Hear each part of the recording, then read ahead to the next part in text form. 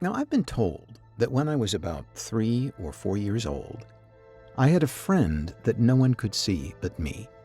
Now, I hesitate to call him, her, or it imaginary. My friend, Gogi by name, attended many family functions, and I would always insist that an additional place be set beside me. My relatives always complied, no questions asked.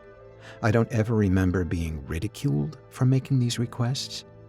My godmother remembered that when I was about 5, and at one particular Thanksgiving dinner, I asked that Gogi's place setting be removed.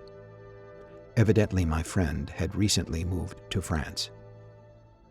I've held no memory of any of this. However, there's a very strong possibility that Gogi relocated to Manhattan.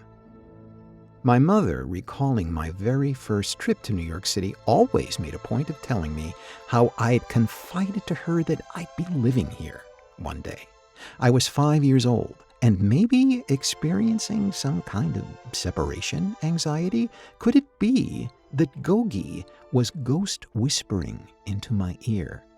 And not entirely ridiculous. I'm a very good listener and always follow direction well.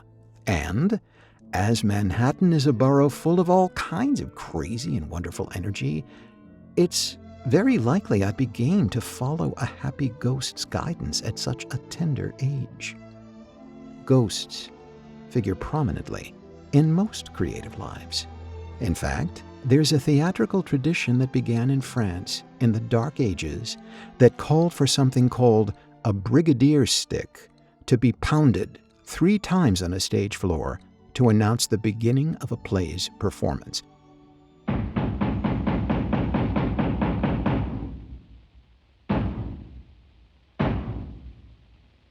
There were both practical and mystical reasons for doing this. Practical signals for work to halt once the performance began. Transcendent reasons associated with the Christian faith's mystery of the Holy Trinity having been completed, and perhaps signaling the commencement of a new mystery that was waiting to unfold once the grand drape rose. But there's also an apocryphal definition that I prefer to put my faith in.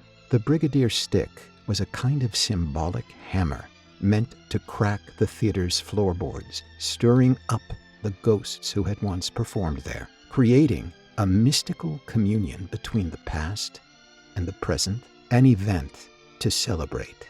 In these challenging times, we've had to learn to make do with concrete and tar as substitutes for theater floorboards.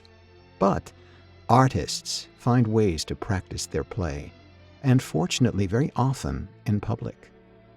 Not to play is not to live. Now, a few days ago, I looked over our 4th floor balcony and saw a woman moving across the courtyard with a cello. I thought, well, this would be nice. A solo performance, maybe? Now, after about 10 minutes or so, I lifted my head up once again. There were 27 other musicians that had joined this woman. A full string orchestra was playing to a very surprised and grateful social distancing, masked audience of about 30 residents. I assume several of these musicians are pit players for musical houses that remain dark here. Feeding your soul brings light to dark times. So recognize your talents and share them. You've displayed them since you were an inventive kid trick-or-treating way back when. Thanks for letting me share a heartening boo with you from New York City. I'm already picking up some of your good vibrations. Be well, stay engaged, and happy Halloween.